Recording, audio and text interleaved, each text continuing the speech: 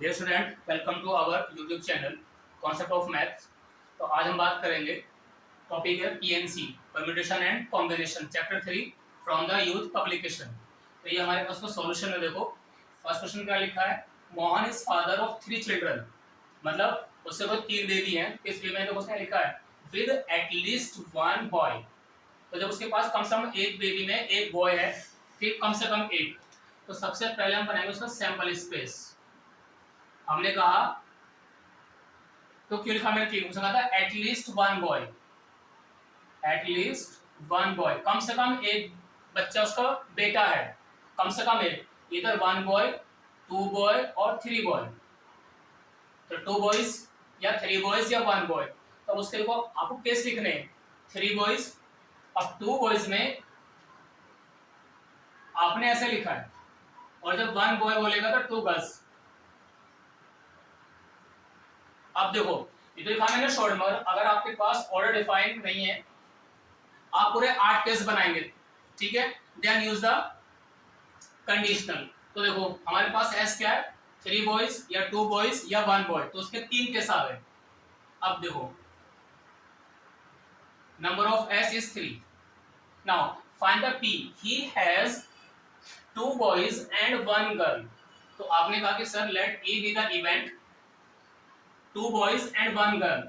तो आपके पास जो केस होगा इसके लिए वो होगा सिर्फ ये वाला केस,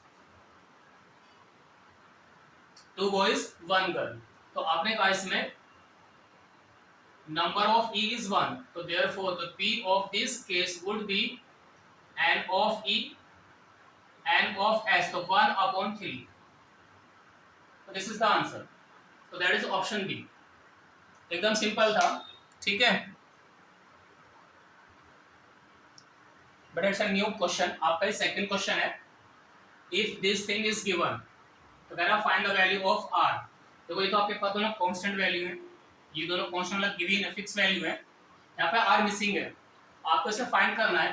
तो हाउ टू फाइंड, तो यूजिंग द एनपीआर फॉर्मूला। तो आपने कहा कि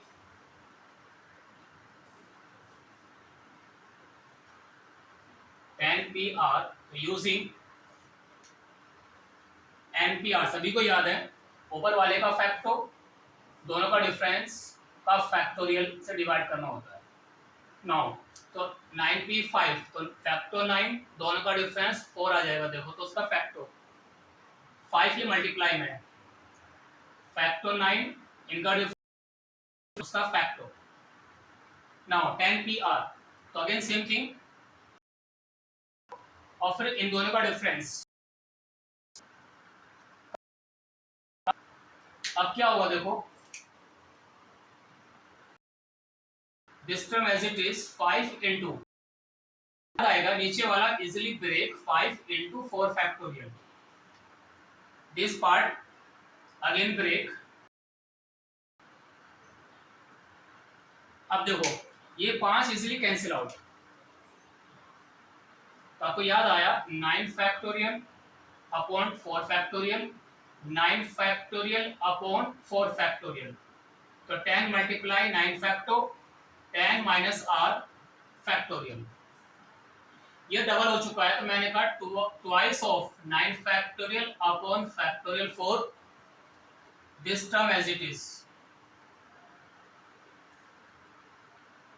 अब देखो from the numerator these two are same, तो इजीली कैंसिल आउट, तो ये factor 9 easily cancel, this one to this one easily cancel.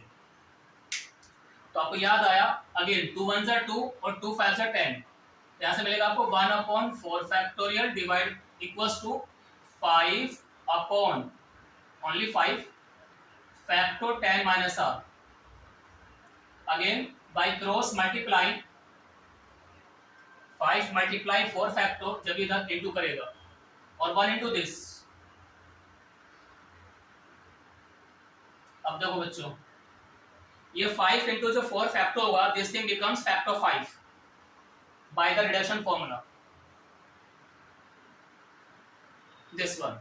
अब मैं कह सकता हूं this equality will hold if n equals to, sorry if r equals to 5। क्यों बच्चों, इसका जो डिफरेंस 5 कब आएगा, जब r का वैल्यू खुद 5 होगा। तो therefore C is the correct. ठीक है, तो ये था इसका आंसर। इसको देखो आप ऐसे भी कर सकते थे, अगर थोड़ा सा आपकी प्रैक्टिस अच्छी है तो आप ऑप्शन से भी कर सकते हो। उसको डायरेक्ट पुट करने के बाद कोई सा एक वैल्यू